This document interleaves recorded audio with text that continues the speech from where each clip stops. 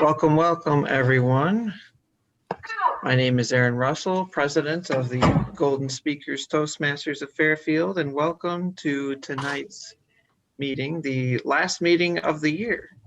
It is December 29th, 2020, a couple days before the beginning of the new year.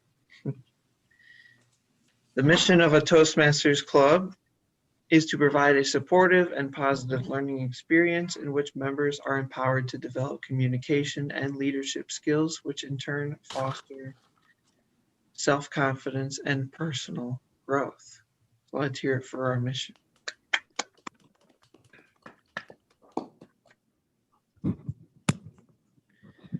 Without further ado, I will pass it off to our Toastmaster for tonight's meeting, Carmen Anticona, to get us started. Take it away, Carmen.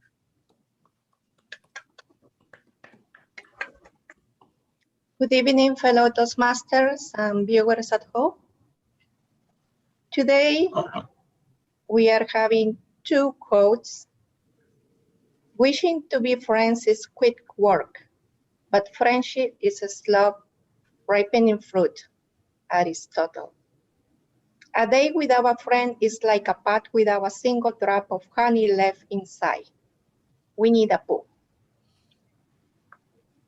Really good quotes today. And I'm going to introduce the role players. I am the timer tonight. And we are having a prepared speech from 5 to 7 minutes. At 5 minutes, it is the green card. At 6 minutes, it is the orange card. I mean, the yellow card. And at 7 minutes, it is the red one.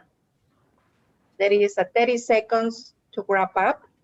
We are having table topics tonight, 1 to 2 minutes. At 1 minute is the green card. 1 minute and a half is the yellow one.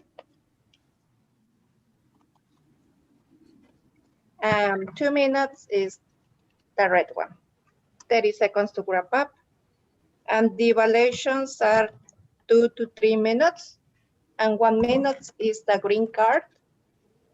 And 1 minute and a half, it is the yellow card. And 2 minutes, the red one with 30 seconds to wrap up. And now I'm going to introduce our grammarian for tonight is Aaron. Yes. Thank you, Madam Toastmaster. As your grammarian tonight, it is my responsibility to pay close attention to all the speakers, carefully listening to their language usage. I will take note of any improper use of language, as well as any outstanding or proper, words, quotes, sayings, or thoughts. As a grammarian, I also introduce a word of the day, which for tonight is convalesce. It is a verb, meaning to recover health and strength gradually after sickness or weakness. An example would be a patient needed to convalesce after their surgery. I have posted the definition and the sentence in the chat. So I encourage everyone to use that word during tonight's meeting, and I will give a report at the end. Back to you, Madam Toastmaster.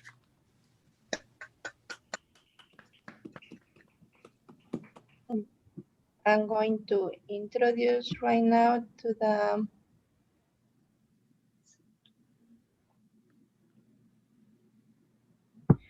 the accountant, R. Atkinson. He's not here. Who's going to take his role? He's not here, Madam Toastmaster. I'm still hoping that he will arrive. Do you I want will me mention. Do you want me to take the counter until he gets here? Oh, that would be great, Veda. Veda, do you want to describe the role? The counter is in charge of listening to filler words that are spoken during all parts of the meeting, including the speeches and the table topics. They will count the words such as and other filler words which are used repetitively, such as so, you know, but, and pauses. Then they'll give a report at the end of the meeting. Okay.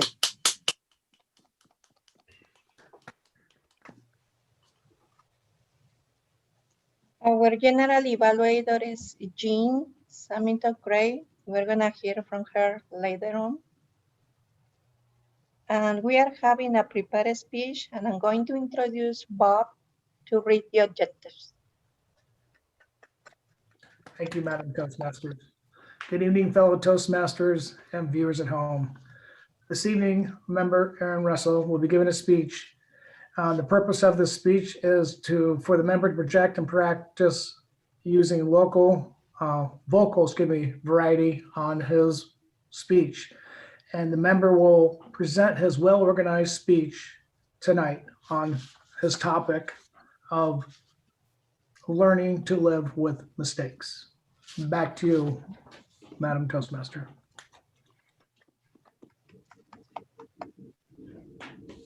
I'm gonna read the introduction for Aaron. Our speaker for tonight is Aaron Russell. Aaron is currently taking on a new role as a night shift maintenance engineer at John Deere. He has been in Toastmasters for 2 years and is the current president of our club. In his spare time, he enjoys raising his daughter, Vivian, playing guitar and piano, and brewing beer. In every one of these roles, Aaron has lost count of how many mistakes he made. Rather than be discouraged by these errors, he views them as a byproduct of expanding his skill set. He hopes you will learn to feel the same way.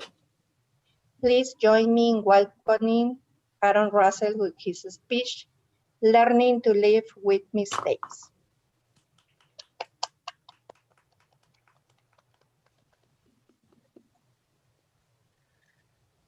When we talk about common fears, the two that are almost always brought up are death and public speaking. But in my opinion, fellow Toastmasters and viewers at home, there's actually a third common fear, which is almost never brought up, and that's the fear of making a mistake. Now, if you've ever made a mistake, even if it was a pretty big one, trust me when I say that you're in good company. And to convince you of this, I'll discuss some notable blunders that have been made throughout human history, as well as discuss how to react when we make a mistake and how to deal with the errors of others. Now let's get something perfectly clear here. Human beings have been screwing stuff up since the day we first started on this planet. Up until about 400 years ago, pretty recent in terms of the entirety of human history, we thought that the earth was flat, that all disease was caused by inhaling polluted air, and that tooth decay was caused by an oral infestation of worms. Even scientists get stuff wrong all the time.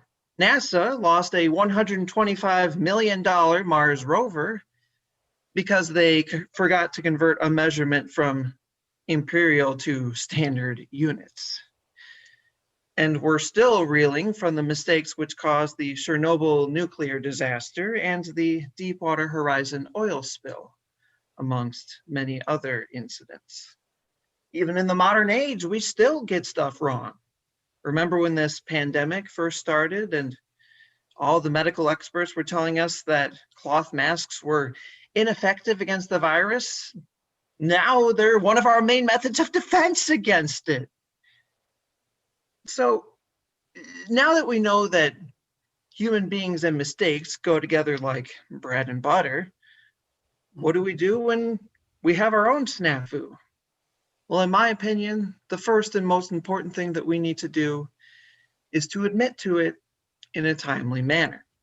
Now, I can't guarantee that people won't be upset the first time that they find out about this mistake, but it will ultimately improve your respect amongst your peers due to your ability to admit to your mistakes and be honest with them, as well as make it that much easier to fix your mistake due to the timeliness of the response. But besides the external effects that mistakes can have, they can also affect us internally by decreasing our self-confidence. And if you ever feel down in the dumps after you've made a mistake, just remember that these are just side effects of being a human, and also show that you're trying to learn new things and improve yourself. Because let's be honest, behind every major success, there's about 100 misfires where things didn't go as planned. Don't let them stop you from trying again. In fact, I've seen this phenomenon happen firsthand with my daughter, Vivian. My wife and I, for example, were trying to teach her how to climb down the stairs.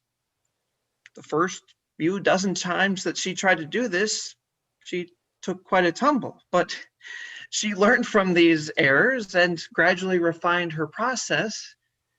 And now she's able to climb down the stairs effortlessly 100% of the time. And this is all due to her ability to learn from trial and error.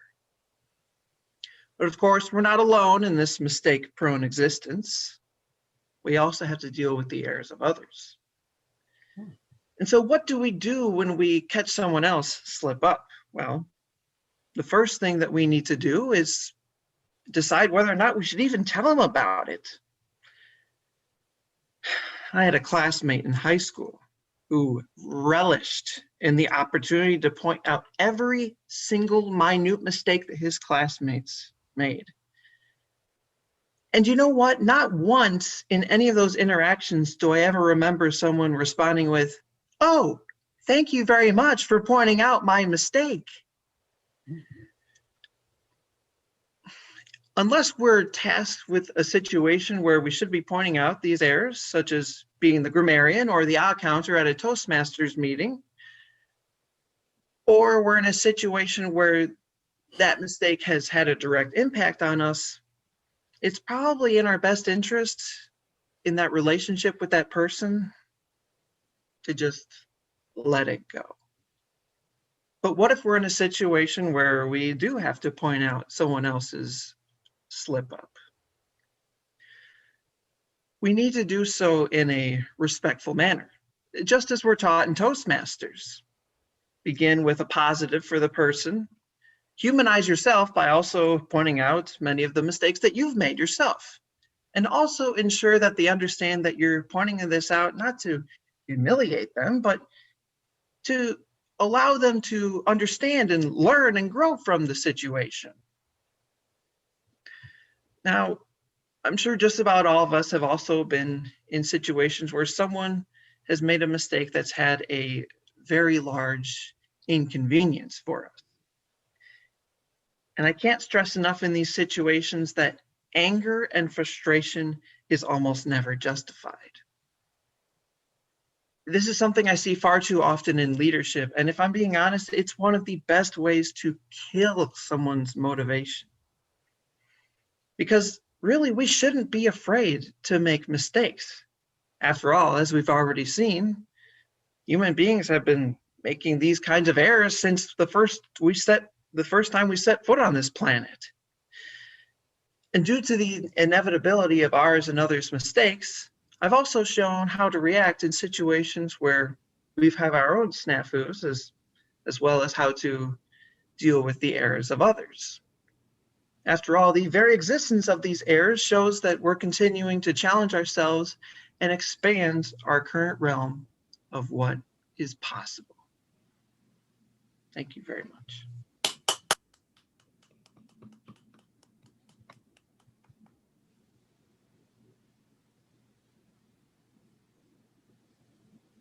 We have 2 minutes to evaluate the speaker. The 2 minutes is over.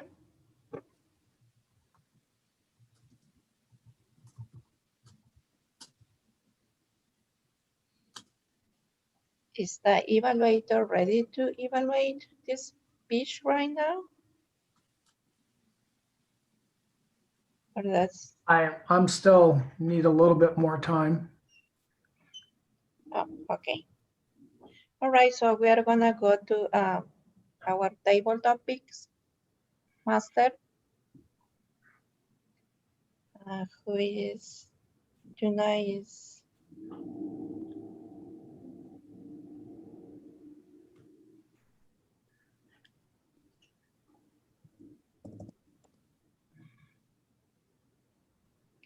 Jean, take it away. Thank you, Madam Toastmaster, and welcome, Art. Good to see you. And of course, we have Veda here, so that's really good. Tonight's theme is best friends. I have some questions that relate to that. As you'll recall, these are 1 to 2 minute impromptu speeches. Do be thinking about your opening, your body, and your conclusion, coherent structure, and then you could add the icing in terms of gestures, vocal variety, et cetera, that way. Our table topics evaluator is Dan Craig. Is that right, Dan? Okay. All righty. Ground rules covered. Who would like to go first?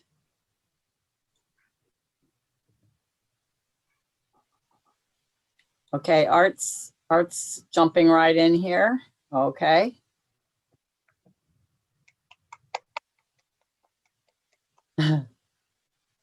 Okay, so Art, pick a number from 1 to 5, and I'll give you the one that I want you to have.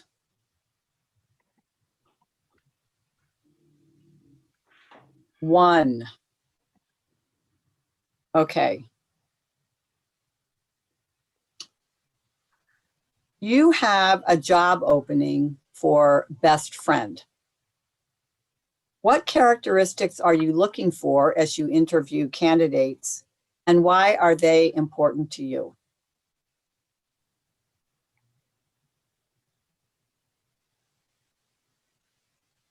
Good. Yeah. Remember, you have up to 30 seconds to organize your thoughts.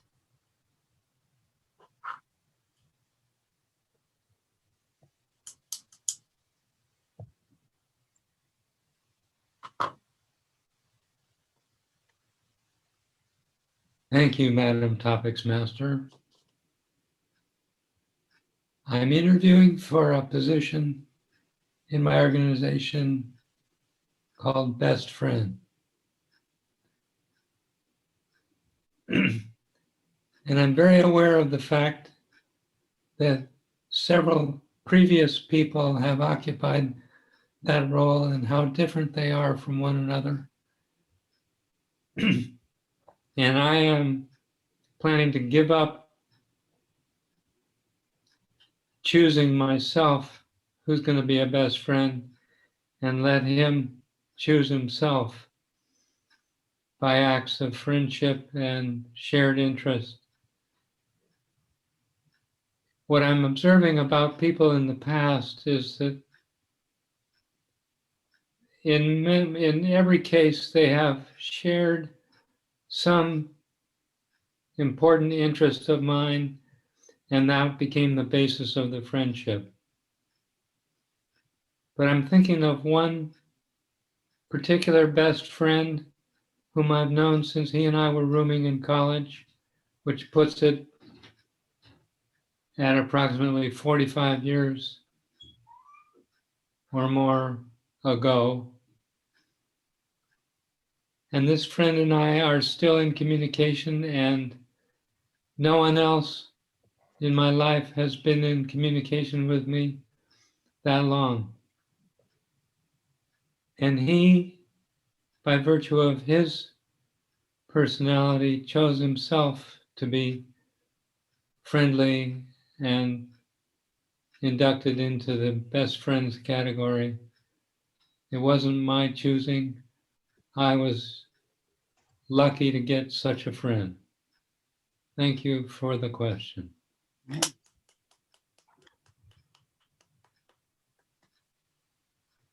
I thought this would be a nice, feel-good, warm topic for the last meeting of the month.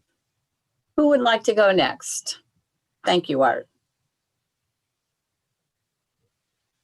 Mr. Fogel. All right. 2 to 5. We will go 5. All right. Does a best friend have to be human? Or have you ever had a non-human best friend? Please give us your comments.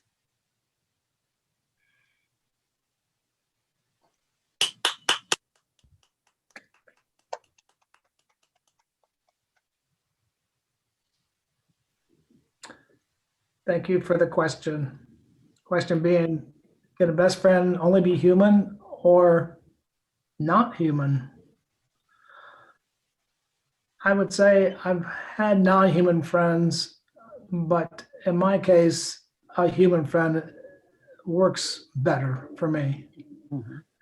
As Art shared, he had a friend for 45 years. I'm a little bit younger, but I've had friends, 2 friends actually, from high school buddies.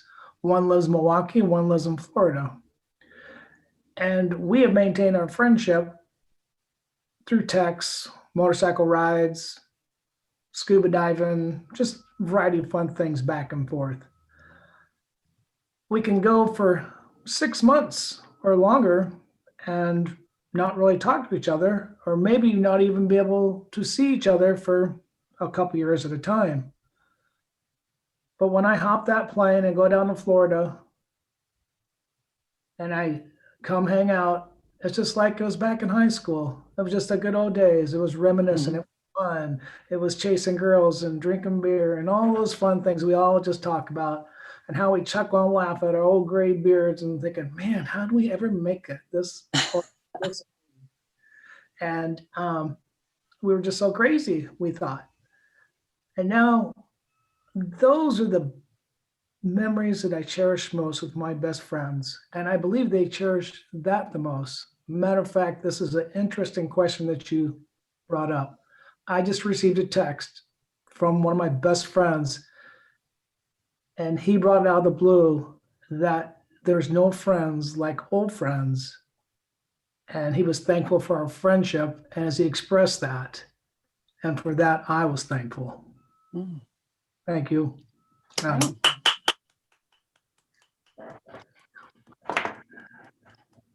Very nice. And just before we continue, I want to clarify on the counter role. Art Beta was going ahead and doing the counter for you since we got started. Should he continue doing that? Or did you, he said he would do it till you got on, but I don't know what you'd. I'm fine with doing it. I mean, we've already got Okay. half the meeting under our belt. Yeah, good. Okay, that's all right, Art? It's nice to have Veda in the loop anyway. Put him to work. He can be the backup counter. Yeah. Well, he could regally tell us in a big broad brushstroke what we did wrong, but okay, good. All right. Just wanted to clarify. All right, who would like to go next? Table topics. Beta. Okay. All right. So Art, you can do counting for Beta if you feel like it. That'd be good. Beta, 2, 3, or 4? 4. Okay. Think about a best friend that you had in the past. Tell us about a time when you disagreed on something. What happened? And how did your friendship proceed afterwards?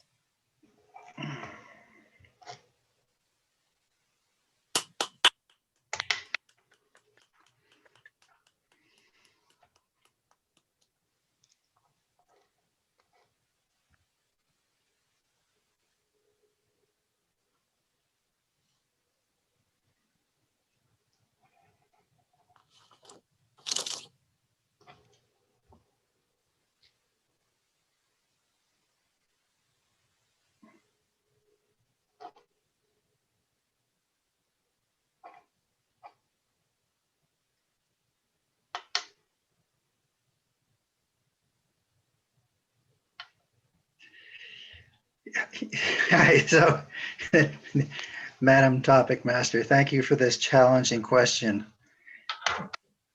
I'm really drawing a blank so far. I'm thinking back to my childhood and when best friends were very important. In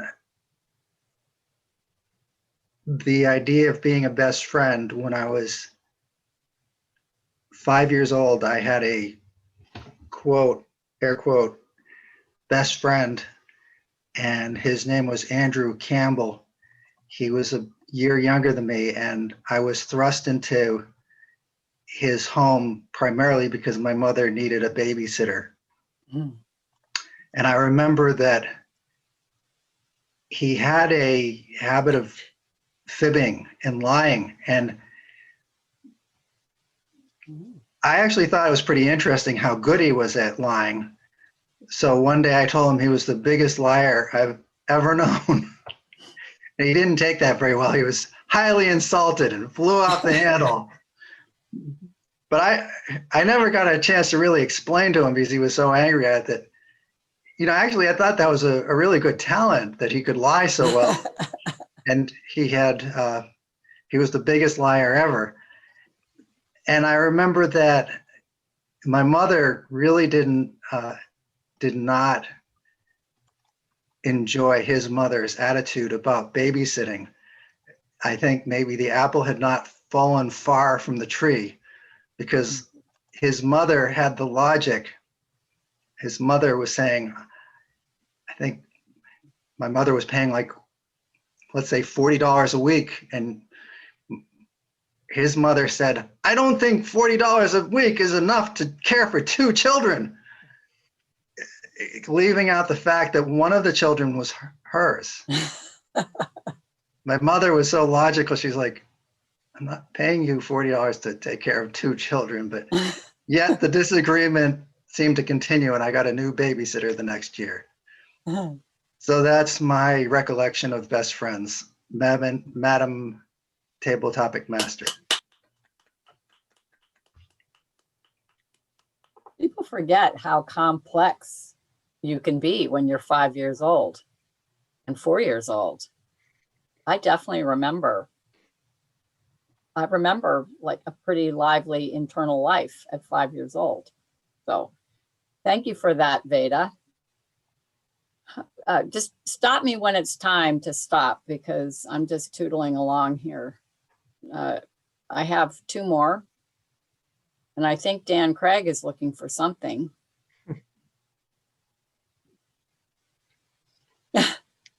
Did you want to raise your hand or are you too exhausted from taking the dogs out in this blizzard? I'm flexible. Okay. Let's see. And I didn't mean to leave anybody else out. I just wanted to make sure Dan got a chance. All right. Dan, 2 or 3? 3. Tell us about a best friend that you had as a child. What did you do together and why was it a special relationship?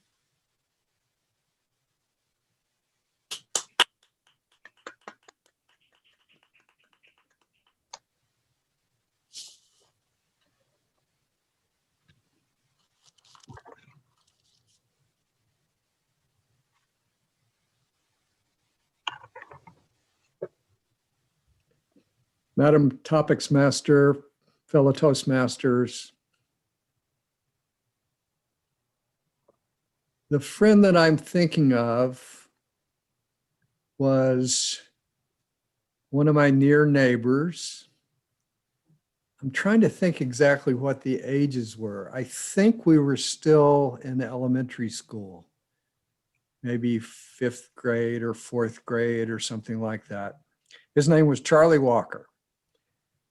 I had 2 or 3 good friends in the neighborhood, and they were all totally different. Just completely different personalities. And at various times, I would hang out with one or the other, or sometimes we'd all do things together. But I think the reason that Charlie was my best friend was just something about his his personality. He was a nice guy. He was kind of had a sweet nature, sweet, agreeable nature. For me, he was just a lot of fun to be around.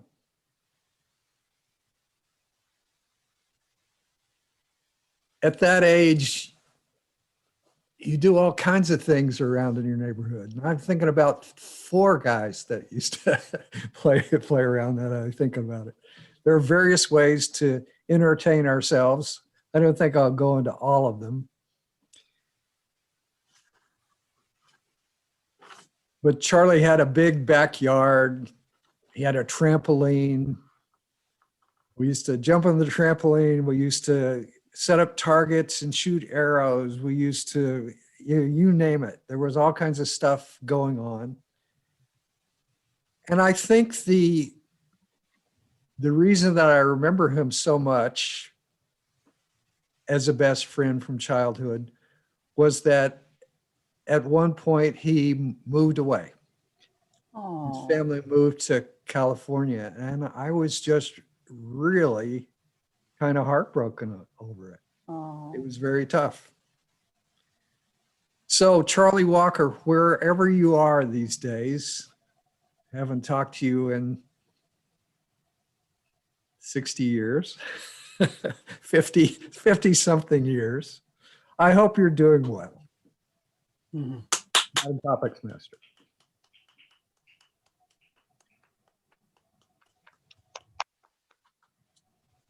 All right. We have one more. Let's see. Carmen. Yeah, I was going to say Carmen and Aaron. Carmen. All right. Can someone time for Carmen? Who wants to do that? All time. Aaron, can you do that? Okay, great. All right, Carmen, here you go. You get 2 or 2. Number 2. Oh, Good. great choice. Great choice. Do you lean towards having a lot of casual friends, but not necessarily a best friend? Or are you just as satisfied with having 1 or 2 very close friends? Please tell us what you like and why.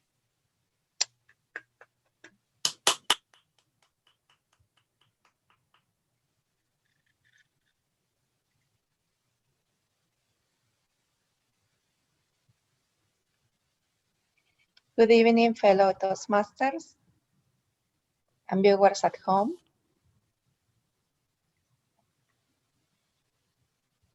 I think sometimes I have no options. I have 1 or 2 close friends, but that doesn't mean that I connect to them every month or maybe by text or something, maybe once a while. So I have a lot of casual friends. I usually have a lot of friends at work, but then when I'm left at work, we just are casual friends. If we don't have Facebook, we don't have any other occasion to talk about. So I think it has been kind of hard for me to have close friends. I have me moving from California and here in Iowa, and I have been working a lot. Of course, I have closer friends, but I cannot say that it's really, really close. And then when I say that, is that he knows most about my life or my childhood, something like that. I have some at high school, but they have their own family, and we cannot talk about in Facebook. So I would like to come back to my country and connect to them, but not just by phone, but to meet them, to just have an occasion to talk about what was going on with our lives and reconnect about our lives. That would be really nice. And I didn't have time to do that, but I'm expecting to do it when I'm gonna go back. Thank you for the question.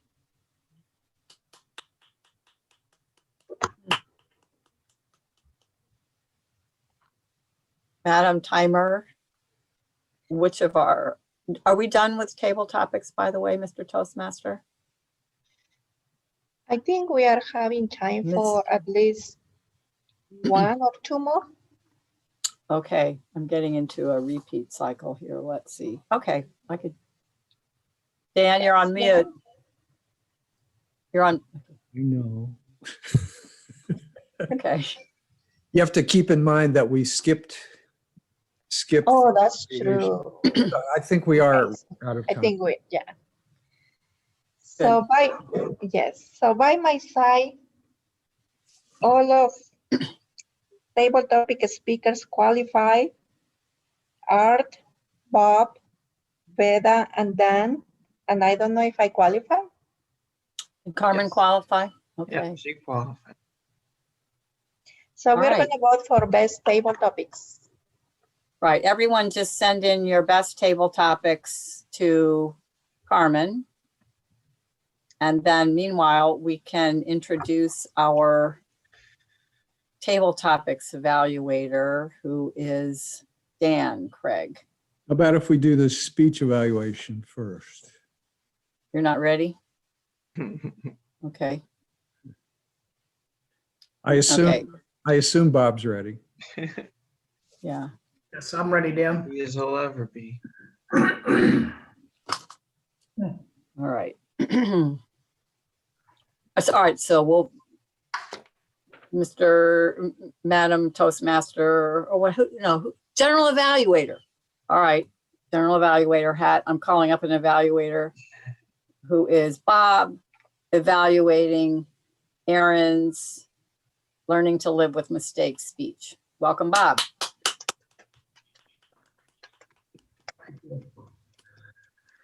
This evening's speech, Mr. Aaron Russell gave it.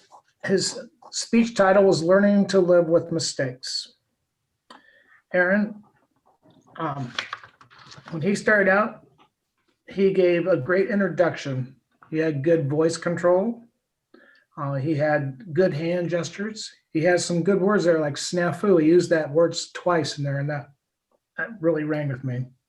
He had a good storyline about someone pointing out mistakes. What really struck me is that when he said that it was good to let things go.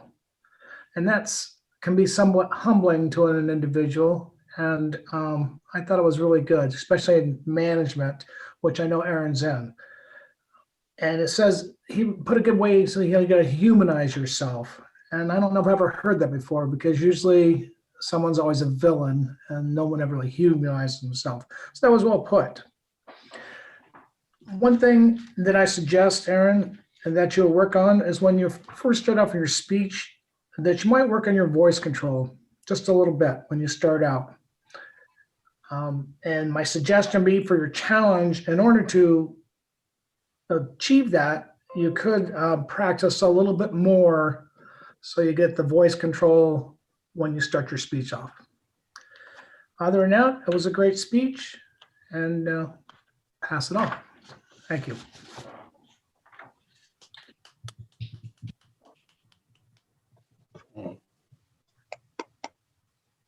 Oh, I do have a note, one other suggestion. I'm sorry. Mhm. I didn't really, is that, would you, if it's possible, would you share, you're gonna give me a break tonight, how you give yourself a break? Maybe you could share a story how you give yourself a break. Other than that, pass it on to you. Okay. Okay. All right, good. Content suggestion. Give yourself a break. That's nice. Okay. Mr. Table Topics Evaluator, are you ready at this point? I think I'll wait till next week if that would be okay. Next week is not an option. Next year is not an option. Is that going to be 3 to 5 or 3 to 4? The table topics, we Yes. only had what, 4 or 5? Or, I thought we had 5. We had 5. I guess Well, one unless was Dan three. wants to evaluate himself. I Can you think do 2 to 3, Dan? I think 2 to 3 is okay. 2 to 3? Okay. Okay. Madam General Evaluator, fellow Toastmasters. Our first table topic speaker tonight was Art. Jean gave him the scenario, you've got a job opening for a best friend. How would you go about finding them? Which I thought was a pretty tough question. One thing I thought Art didn't do was greet the audience. He did give a good explanation of how it is that his longest term friend and he got together, which I thought was a plus. The thing that I thought you could have done a little differently was in regard to your conclusion. I thought if you had gone back in your conclusion more in terms of the original question, that would have been better than just finishing up speaking about the long-term friend. Next was Bob. Jean asked him if he has a human or a non-human best friend, which works best for him. And he said right away, a human would work better. Then he had nice stories about some of his high school buddies, how they don't see each other very often. They don't talk very often, but when they get together to go to Florida or something like that, they're just back in the groove, just like they always were. So that's a nice story about the friends. I thought one thing you could have done was in regard to your conclusion, just to say the obvious back to the question. So clearly for me, human friends work a lot better than non-human friends. Then you would have been back to the original subject. Our next speaker was Veda. Think about a time you disagreed with a best friend and what happened. He took 30 seconds. I think he did that better tonight than anybody. He thanked the topics master, but didn't greet the audience, I don't think. He had I thought a plus was that he started out saying, I'm drawing a complete blank. And then he began to talk. And ordinarily I would say, well, I don't know if that's the best. I think that's the best thing to do. Just maybe something will fall out of your head. And he did have a very good story about the 5-year-old friend who was a liar and how he reacted to being called a liar. I thought the one thing that you could have done differently was not branch over to the disagreement with the mother of the friend, but would have stayed with the child. That might have been a little stronger. And finally, Carmen, do you have lots of friends or 2 close friends? And she gave a good explanation. She did greet the audience, gave a good explanation of why she tends to have 1 or 2 close friends, but with moving and working a lot, she mostly has casual friends these days. The thing that I thought she could have done differently was when she talked about going back to reconnect with her old friends from high school. I'd like to hear a little about what you talk about. Thanks.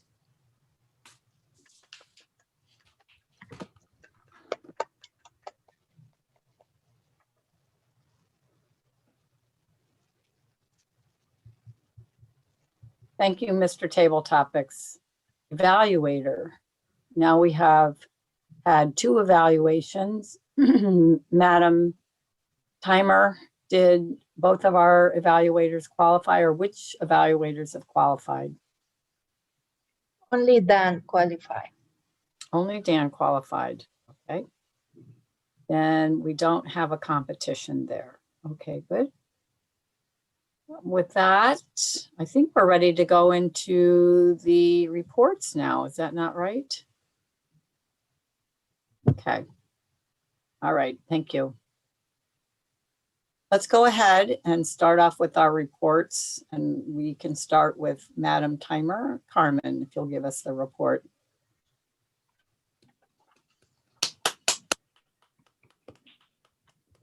Thank you, Madam General Evaluator.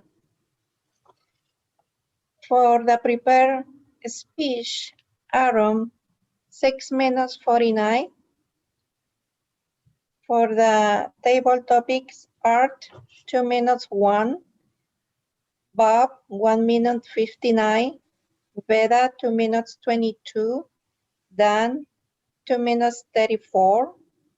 And for our evaluators, Bob, 1 minute 53. Dan, 3 minutes 23. That's my report. Okay. You have my timing, right, Aaron? Yeah, Carmen was 2 minutes and 1 second for her table topics speech. All right, great. Thank Thank you very much. Madam Timer, I like the timing lights on a stick.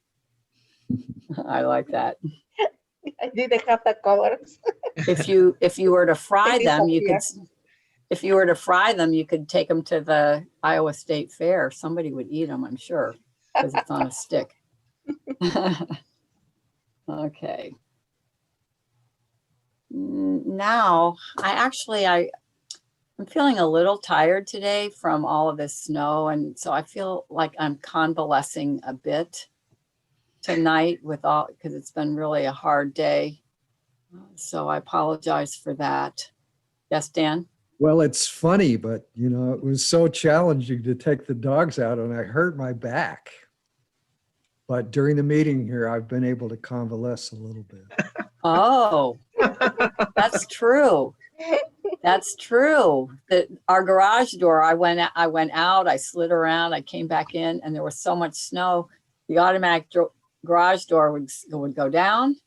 It would hit whatever was down there at the bottom and decide, uh-oh, can't do it. So then it would go back up. I tried it 3 times. So Dan had to go out and shovel, and he hurt his back. I'm glad you're convalescing, honey. Yes.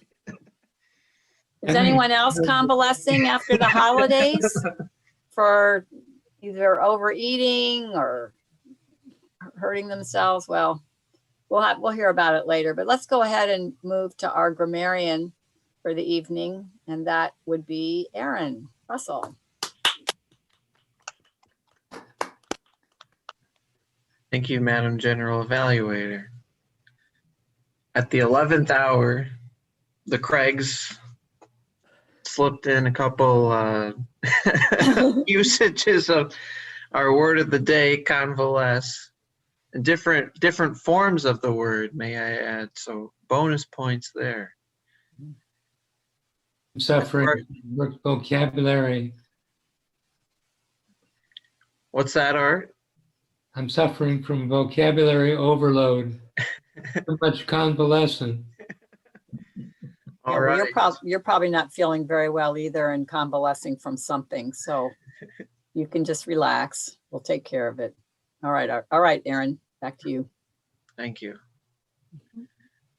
As far as other notes, Veda, during his table topic speech, says he said that his friend flew off the handle.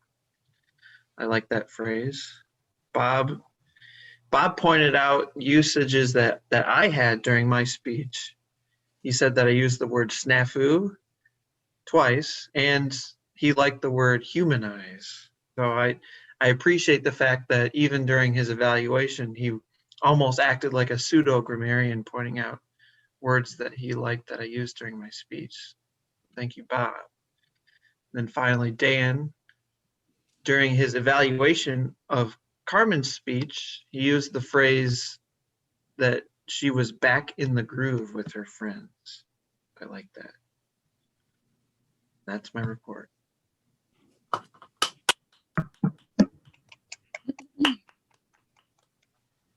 Thank you, Mr. Grammarian. Moving right along to our counter for the evening, Veda Royale.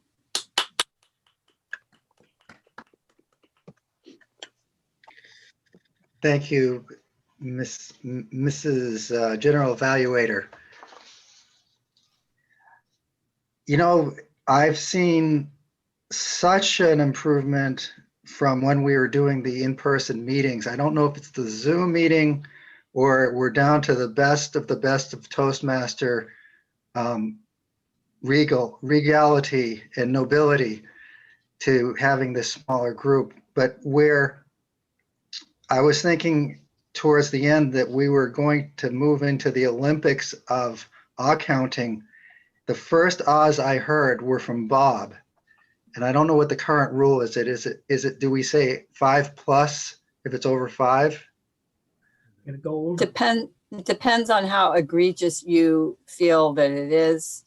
That seems to Yeah. be the rule. That seems to be the rule. But Well, you could, there was a move to say 5+, but it was maybe 6 or 7 that Bob used. And I'm counting ahs, ums, ers, all of those words together. So maybe a little over 5 Bob used, but that was the very first.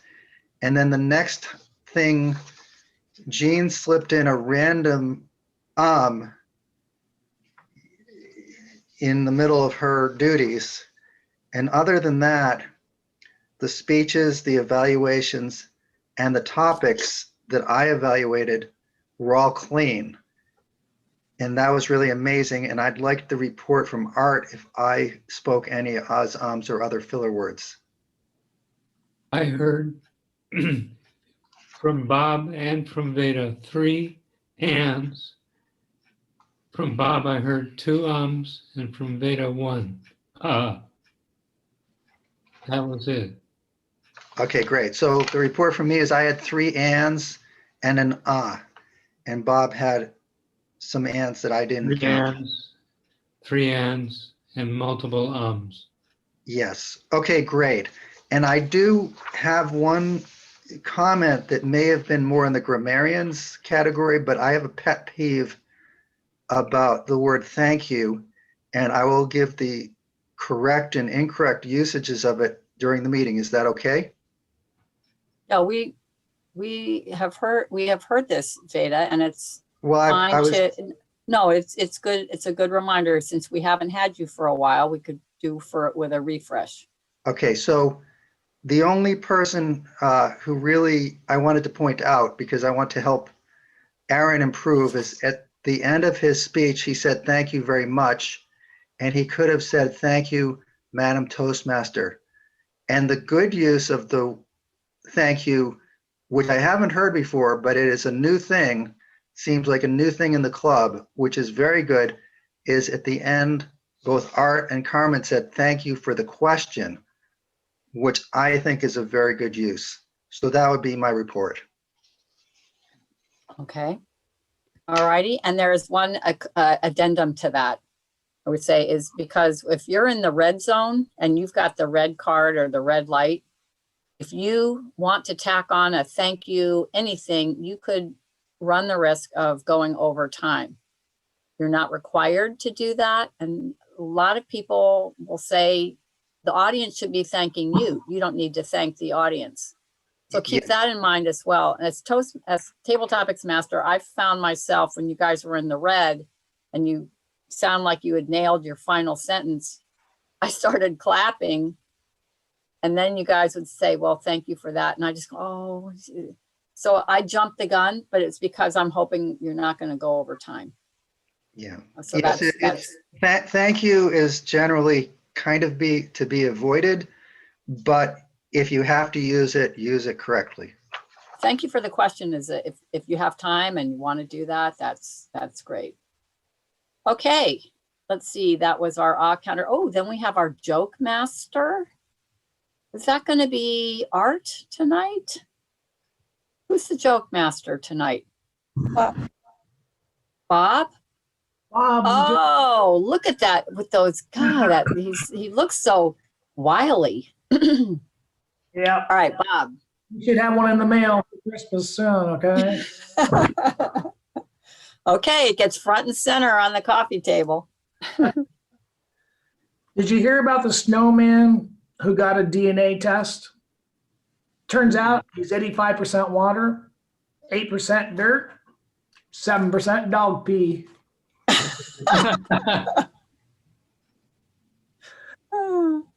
What do you call a dog in the winter? A chili dog. A what? A chili dog. A chili dog. A chili dog. Art, this one goes out to you, my friend. What does a cyclist ride in the winter? An icicle. Oh, geez. Okay.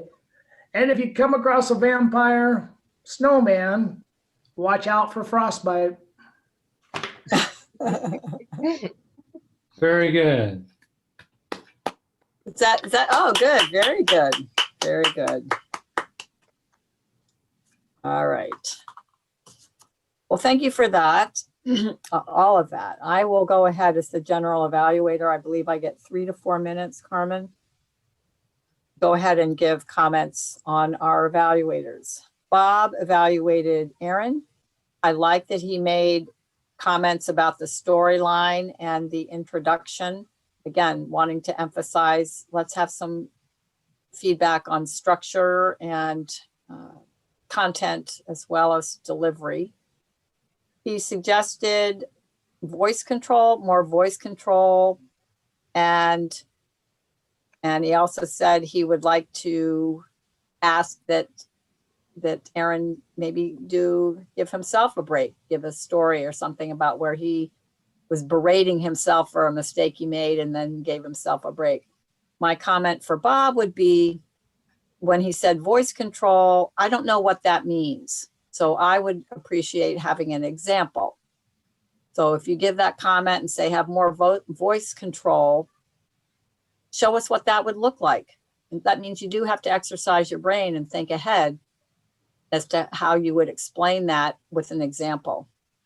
Dan went and evaluated art. So now we're going to table topics.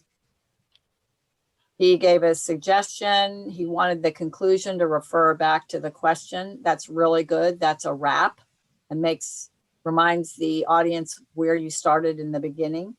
My suggestion to Dan would be give an example. Take Art's topic and make a conclusion that would do that. Pretty simple because you're already thinking about it. Then Dan evaluated Bob's speech, basically the same thing. He wanted Bob to finalize a conclusion that referred back to the question, incorporated the question, as opposed to just starting at point A and ending at point D, A to D, but then like a referral back to A is really what's nice. And again, I would say to Dan, but just give us an example of how that would have looked with Bob's talk. Veda, he suggested, he's always giving positive comments, but he didn't dwell fully on that. He got right to the suggestions, which is, I think, good. He said he would have suggested staying with the child's point of view. That was good. I would say to Dan, he could also say, oh, and then also the comment about Veda saying, starting out with, I have no idea, and then launching in. I would say that to Dan to suggest to Veda that the suggestion could be initially, I have no idea what to say, but then when thinking about it, I got into, because I think the audience is going to have more confidence in you if you can say, I didn't initially know what I was going to say, but I have now pulled something together, as opposed to making it look like you absolutely are winging it on the fly. Just a little more stability for the audience. Truth in advertising, though. Sorry. Well, you did end up getting something. So it is actually truth, but because initially you have no idea. But again, that's part of where the 30 seconds comes in. And that's what I'm suggesting that Dan could just insert one word into that suggestion that he gave to you. Carmen, he said he wanted more content about the high school people like that. But I didn't catch much else. And I wrote down here, was that it, Dan? Was that it? I mean, the suggestion, I wasn't sure I caught a full suggestion, but Dan maybe felt that Carmen structurally and was sound, and there were no overt omissions, but he just was giving a content request that he'd like to hear more about the high school, and Carmen could take that or not. So overall, Dan gave suggestions and just about everything and did a good job. Thank you to all of our table topics. speakers tonight. I think the table topics master also was doing a good job, but that's me patting myself on the back, so I gotta not do that. All right, I got the red card. I will turn it back over to our Toastmaster for awards tonight. Carmen.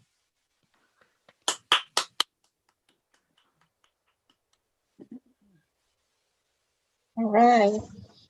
There is no surprise tonight. Our best speaker is Aaron.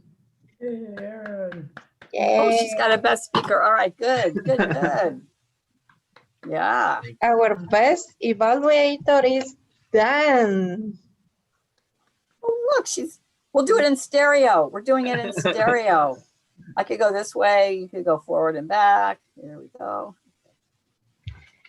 And our best table topics is Dan. Dan. Woo, Dan. Ooh. Ooh. Okay. Back to you, Mr. President. Thank you, Madam Toastmaster. Mhm. Fellow Toastmasters, thank you all for another very successful meeting this evening. I think we're all, I guess, given that this is the last meeting of the year, I appreciate everyone taking a part in making 2020 Toastmasters year the success that it was, especially in the midst of the pandemic that we've been going through. It's been a lot of stress and a lot of changes, but I think that with the exec board and with our members as a whole, we've been able to survive just fine. And in fact, in some ways, I appreciate the Zoom meetings even more than the in-person meetings. I don't know about you guys. I've liked it a lot. I like them. Mhm. So Yeah. looking forward to even more in the next year. So happy holidays, everyone, and have a great upcoming new year and all that. The only other thing I have is next Tuesday, or no, next Wednesday is our officers meeting. Right. So I will send more reminders as we get closer to it, but just in the back of your minds that we have officers meeting a week from tomorrow at 8 p.m. Be there or be square. And besides that, as I mentioned last week, Lisa Purcells will be at our next meeting as well. So we look forward to hosting her. And it sounds like she will, during the course of her visit, also maybe talk about the contests. And so just something that I mentioned last time, and I want to reiterate again, is be thinking if you want to participate in the contest, start thinking about what your speech wants to be, especially if you're doing the international speech, because we know that's going to be at least one of them. We don't know what the other contest is. It could be a table topics contest, an evaluation contest, a humorous speech contest. I think those are, the other one is Tall Tales, right? Is there any more besides those? Evaluation. Evaluation. Did I say that? So I don't know. We'll clarify it with Lisa. Carmen? I sent an email with a marketing plan, but I need feedback because there are some missing information that I need. Could you just give me feedback because in 2 days is the due date. So Oh, Sure. we Yeah, can get I $50. kind of forgot about that. Thank you sent you. that this evening? You sent that this I Yes. evening? saw it. Yes. Yeah, she did. Okay. Thank you for doing that, Carmen. I appreciate that. So then you're gonna send that to Chris? Chris, what's his name? No, what's his name? Not Chris. Yeah, I Chris don't know. Sheehan. I don't know who Yes. should I send it. Chris Sheehan. yeah, that's who we want to send it to collect on our cash. Could you send Incentive. me her email? Or It's a he, email? it's a he, it's a he. Oh, I'm sorry. Yeah, yeah. Email? You know, we could have You can Aaron s- forward it after. Yeah, if I've got his email. I can send. That's the president. Oh, okay. All right. So if You you, can make any changes too, Aaron, because it's in a Word version. So you can change that and add more information. Okay. and Aaron, you could describe what we've been doing in terms of the weekly posts before and after, and the inspirational quote like that from Bob. I think it'll be good. Also, you have 2 days to collect your free path. Beta, have you heard about this? Okay. You just got to go in and pick the one you want and follow the yellow brick road, and then it'll be in your curriculum for when you're ready.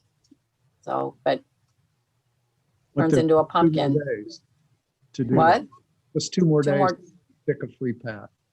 Right, exactly. And then next week, we also have Bob doing his speech, correct? And we have January, February is a new round of 2 months. So you remember we have our promotion. I'm very pleased with how this is going, this commitment program that we have of everyone commits to doing one project somewhere within those 2 months. So we've just had a nice run of speeches. Everybody moves along. We have Carmen has finished her 3rd level. So now she's into the 4th. We need one more 3rd level to get a point. So Aaron, that could be you. The level 2s, anyway, we can go over this at the officer meeting as to where we are. Dan has to finish his level 1 so that I can approve it and then put it up there. But we also need another level 1, actually. We could have one more. So be thinking about that, because on the 5th is our last run of these, and then we need to start up again. So it seems like these levels go pretty fast. They've only got a couple of projects in them. I mean, jeepers. Art? 3 projects. What? You want? Okay. There's 3 projects? In a path level, I'm seeing 3. It could be. Seems like the level 3 was, one of them could be fulfilled by being a table topics evaluator. That's what Carmen did. And the other one was her speech about stoicism. And then I guess a mentor, I don't know. But anyway, they do move. They do move along. I'm impressed. So anyway, that's it from the VPE. Thank you. Since we're at the time, Aaron, you could gavel us Yes. out. Thank you all for another Thank you. successful meeting. This is Aaron signing out. Bang, bang, bang. Woo!